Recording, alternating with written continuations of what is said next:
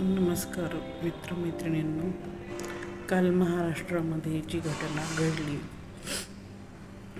त्यानंतर लक्षात आलं की प्रत्येकाच्या आयुष्यामध्ये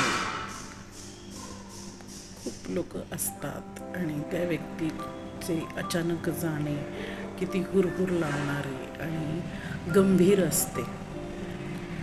तर खूप भावस्पर्शी विषय आहे, तो मी मांडायचा प्रयत्न करते आहे. एखाद्याचं अचानक जाणं म्हणजे आयुष्याने दिलेला न बोलता आघात. कालपर्यंत ज्याच्या उपस्थितीने दिवस पूर्ण वाटायचा तो आज फक्त आठवणींमधून भेटतो.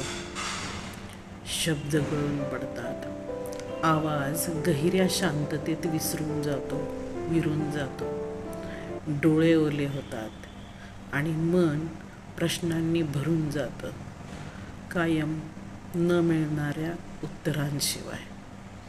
जखम दिसत नाही, पण काळजावर उमटलेली ती रेघ कधीच पुसली जात नाही.